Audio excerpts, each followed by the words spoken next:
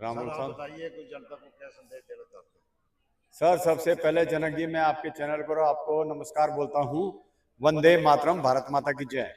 आज मैं अपने पूर्व सैनिक भाइयों को सबसे पहले यही संदेश देना चाहता हूँ कि आप ज्यादा से ज्यादा संगठन में आए और जंतर मंतर पर जुड़ें, जिससे कि सरकार को हम जो है अपनी संख्या बल भी दिखा सके। और 1 जनवरी 2024 को हमारा जो है रेल रोको आंदोलन है, वो पूरे जोर शोर से तैयारियां चल रही हैं। उसको हम पूरा करके ही रहेंगे। सरकार जो है 30 तारीख तक भी हमको अगर जवाब दे देगी तो हम सहमत है, अगर अदरवाइज हमको वो धरना तो अब मजबूरन करना ही पड़ेगा। देखो, हम नहीं चाहते कि देश का नुकसान हो या हमारा नुकसान हो या पब्लिक परेशान हो, लेकिन सरकार ऐसा कराना चाहती है।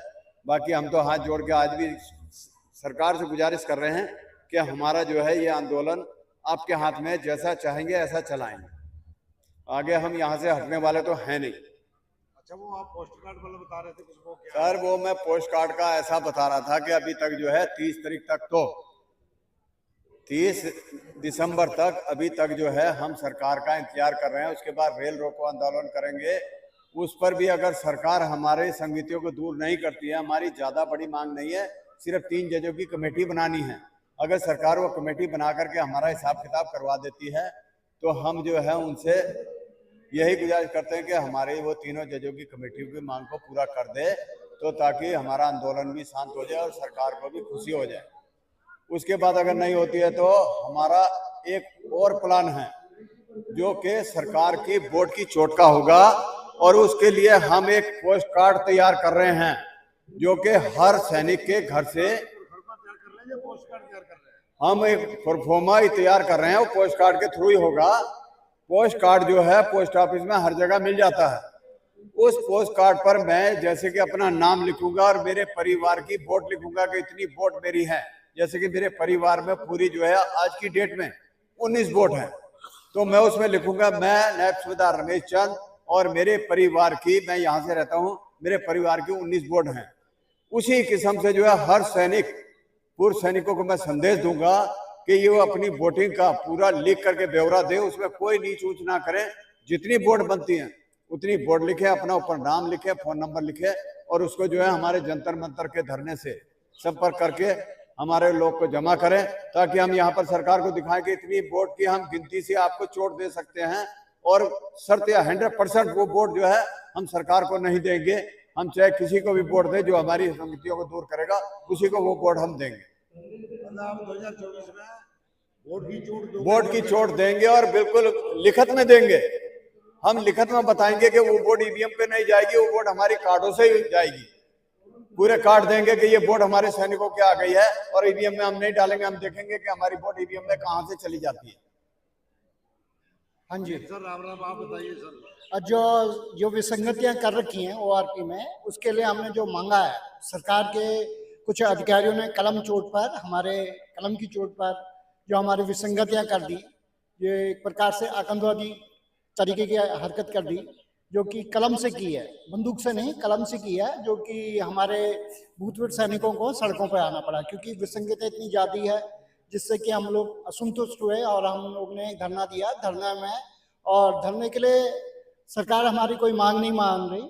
अब सरकार ने हमने सरकार से बोला है कि जो विसंगतियां हो गई है, आपने जो प्रचार कर दिया कि हमने इतना दिया, 90,000 करोड़, 70,000 करोड़ जो भी दिया, उसमें हम लोग संतुष्ट नहीं है, क्योंकि हम लोग को तो कुछ नहीं मिला, कुछों को तो कुछ भी पैसा नहीं मिला।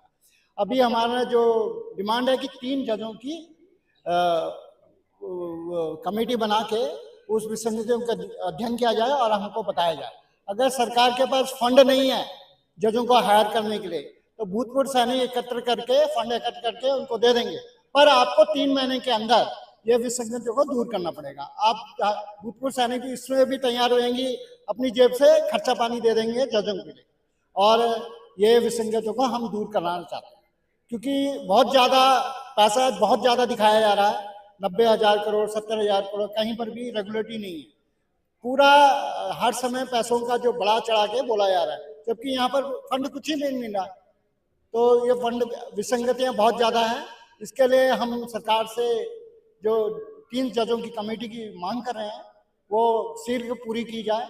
जहाँ तक बहानेबाजी है सरकार की, वो सरकार ने खुद ही, हम लोग रेल रोको आंदोलन नहीं करना, एंटी नेशनल वर्क नहीं करना चाहते, सरकार हमें बेवस कर रही है एंटी नेशनल वर्क के लिए, क्योंकि हमारी बातों को सुन नहीं रही है। हम लोग 1 साल होने वाले हैं, 299 दिन हो गए हैं और सरकार ने अभी तक हमारी बातों का कोई ध्यान नहीं दिया है।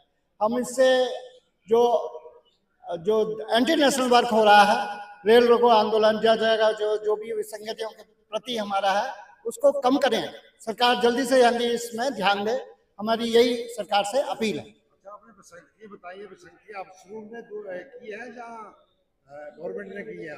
नहीं, सरकार ने विसंगतियां की हैं केंद्र सरकार के मतलब डिपार्टमेंट ने, मिनिस्ट्री ऑफ डिफेंस ने। जो ये मानते हैं कि मिनिस्ट्री ऑफ डिफेंस ने की है, जहाँ की अफसर ने आपके साथ की है? नहीं, अफसर और दोनों की मिली भगत है, ऐसा एक का नहीं है, दोनों की मिली भगत है।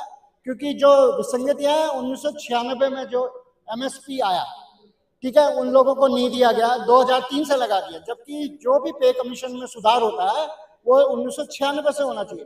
क्या हमारे अधिकारी लोग सो रहे थे उस समय? फाइल दबा के क्यों रखी थी MSP की? MSP जो है और 2006 से किया, जबकि सिविल में MSP जो है 1996 से लागू हुआ। जो विसंगतियों का जो MSP का टॉपिक जो है 1996 5th पे कमीशन से है। जो भी सरकार वित्तीय जो भी कमीशन का होता है वो पे कमीशन से डिसाइड होता है। हमारा पेंशन पेमेंट जो भी बढ़ा है 1996 से बढ़ा है, और विसंगतियां जो आई हैं 1996 से स्टार्ट हुई हैं, और ये जल्दी होते होते इतनी बढ़ गई 2017 के उसमें, 2016 के 7वें पे कमीशन में बहुत ज्यादा बढ़ गई। अच्छा जी, जो आपने बताया है कि MNS को दिया है, हाँ, वो MNS क्या फाइटिंग फोर्स में है क्या? हाँ, ये सरकार ने उठाई है क्या? नहीं, हथियार तो मैंने तो ये सुना है ना कि ये रिस्क पे है जो MS है। हाँ, तो MNS को रिस्क है क्या? जोखिम भत्ता जो है MNS को दिया गया है, पता नहीं किस बेस में दिया गया, पर सरकार के सामने खुद हाई कोर्ट ने माना है कि ये MS में जो है फ्रंटियर में, मतलब फ्रंट फॉरवर्ड एरिया में भी नहीं आती है और आर्म्स भी नहीं लेती है, और उसको किस बेस में दिया है सरकार ने खुद संबंधित उनसे पूछा है, सरकार से पूछा है। अब सरकार ने क्या रिप्लाई दिया है इसके बारे में मुझे अभी कुछ जानकारी नहीं। राम साहब, आप कुछ बताना चाहेंगे? हाँ साहब, बताना चाहता हूँ। एक तो आपके चैनल का बहुत दिल से धन्यवाद करता हूँ। बड़े अफसोस की बात है, आज इस वक्त 300 दिन लगभग पूरे होने वाले हैं, हमारी छोटी सी मांग भी सरकार ने अभी तक पूरी नहीं की है। एक कमी हमारे एंड पे है। हमारे जो भी फौजी भाई हैं जो यहाँ नहीं आते हैं, घर से नहीं निकलते हैं, मैं उन्हीं का ज्यादा दोष मानता हूँ। हम अपनी संख्या बल सरकार को अभी तक नहीं दिखा पाए हैं, ये हमारी कमजोरी है। दूसरा, वन रैंक वन पेंशन में जो भी त्रुटियां आई हैं सरकार को ही पता है। कई तरीके से सरकार को हम बता चुके हैं, और आखिर में आकर के एक छोटी सी कमेटी की मांग की है जो कि सरकार उसको पूरा नहीं कर पाई है। हमारी आज सभी सैनिकों की तरफ से एक रिक्वेस्ट है, आप हमारी एक कमेटी गांठ कर दो, जो भी उसका खर्च आएगा हमारे पूर्व सैनिक उसको भरपाई करेंगे उसकी। तो कुछ ऐसा गलत काम करने के लिए हमें ना उकसाओ जो कि हम बिना कुछ सोचे समझे कुछ कार्रवाई कर दे, फिर आप हमारे के ऊपर ही कोई इल्जाम लगाओगे कि पूर्व सैनिकों ने ऐसा कर दिया, जबकि हमारे पूर्व सैनिक जो भी हैं अपने डिसिप्लिन में रह करके सब कुछ, कोई ऐसा ही कार्रवाई नहीं हमने किया आज तक, ना ही कहीं रिकॉर्डेड है। वैसा करने के लिए हमें मजबूर मत करो। अगर आप हमारा ये काम कर देते तो इसके लिए आपके बहुत बहुत हम धन्यवाद करेंगे। शुक्रिया। ये थे हमारे साथ जिन्होंने अपनी समस्याओं के बारे में बताया है, और मैं जंतु फौजी इसी के साथ